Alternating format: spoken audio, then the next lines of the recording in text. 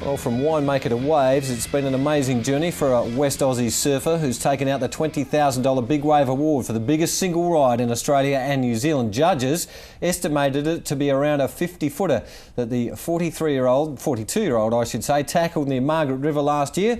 And Damon Eastor joins us now in the studio. Congratulations first Damon. Awarded the prize last night at a big gala event at the Bondi Pavilion. Yeah, the guys at Oakley know how to put on a big party, and I'm a bit tired, but you have to bear with me a bit. $20,000, it's worth the ride, isn't it? It is. It's going to be shared equally with my tow-in partner, Paul Patterson. He's well known in big wave circles. He's one of the only Western Australians to be invited to the Eddie Aikau Invitational in Hawaii. So we'll go 50-50. So we'll probably put it straight back into the sport that we love doing. Well, obviously the money doesn't matter too much. What does the prize though mean to you? The status of it's that? really a bit of icing on the cake. We do it for the love of it, not for the money. So we're not too fussed about the kudos. It just happened that that event, the wave have coincided with the Oakley ASL Award, so it was just luck on our part. Well, talk to us about the ride. It was July last year. A secret location. You can't secret sort of location, too much, but Margaret River area. That's what Margaret River area. The wave was it was one of those special days when the wind, the tide, and the swell all coincided to be perfect. It's a place that a small local crew of myself and the Jakovich brothers and Courtney Gray and the Patterson brothers have been looking at over the years. It's been about 5 years in the waiting for that particular day, and it's the biggest and best we've had. Talk us through this wave. What, in layman's terms, how many windmills high or stories high?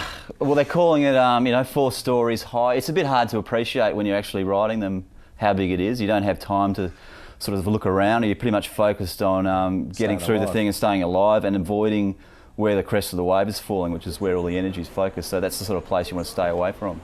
Now, it's not the first time you've won it. You won the award back in 2004 with a ride near the same secret location. Yeah, it's actually the same spot. I've just got lucky twice, really. It's a bit of a lottery who gets which wave. It's everyone's sort of jockeying for position, and whoever gets it, it's just a matter of luck.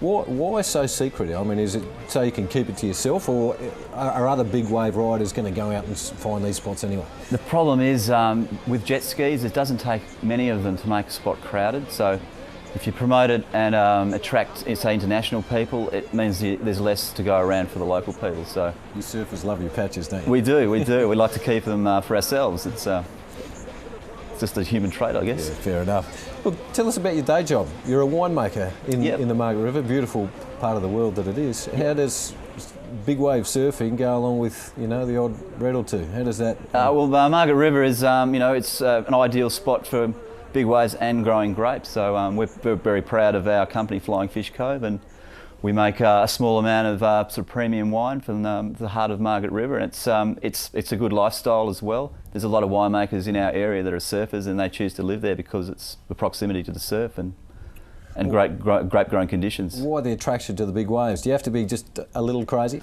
It's basically through friendships. Big wave surfing is a lot of camaraderie. It's the guys I grew up with, like Mitch Thorson and Courtney Gray and the Patterson brothers and the Jakoviches. That we all have the same love of that sort of surf, and we all kind of look out for each other, and you've got to have a good friendship base to kind of tackle big waves, because you need someone who's looking over your shoulder and keeping an eye on you all the time, and we all kind of look out for each other. Damon, how dangerous is it? You're 42 years old, obviously you're not too scared, otherwise you wouldn't be doing it, but how scary is it when you said before that you don't have much time to look at the scenery from up that high? No, well, you don't really have time to get scared. I mean, we do it because we love it, and you have to be extremely focused, and you don't really let fear enter your brain. You just want to ride the wave and make sure that things go to plan, and have a bit of a plan B if things don't go to plan. So we spend a lot of time with preparation and fitness, and and concentrating on safety. We try not to do things that are foolhardy, and it might look dangerous to everyone else, but we think we're doing it in a pretty safe way. Yeah, I mean, it's pretty awesome to see when you see those sort of pictures. The WA waves have served you well, but what about elsewhere around the world? Have you travelled far and wide for such monsters? I've done a little bit of travelling in the younger days. Obviously, Hawaii is the place in the world. It's touted as the big wave mecca for surfing. But with the advent of the tow-in stuff, new areas have been found, and now you're getting places in California and in Tahiti, and there's constantly new places being opened up. We're just looking at some pictures now from Chaupu. Yeah, that's amazing. You been there? I haven't been there, and I've got no plans. It's pretty frightening. For you, is it? Is that because of the reef there? Or? It's pretty critical. I mean, the way the wave breaks, it's just a massive barrel. So I'm not sure if that's sort of my cup of tea. It's I'll leave that to the younger guys. Well, Damon, you must be stoked, as all surfers say, to win this award. Yep, and very happy. We appreciate the time that you've come in, and no doubt you'll be back on the waves shortly. But it's back to winemaking. Back to it's work. a busy time of year, isn't it? Yeah, we're flat out at the moment, and I think the guys want me home pretty much as soon as possible. No worries. Thanks, Dave. Yep. Thanks for coming in. No Congratulations again.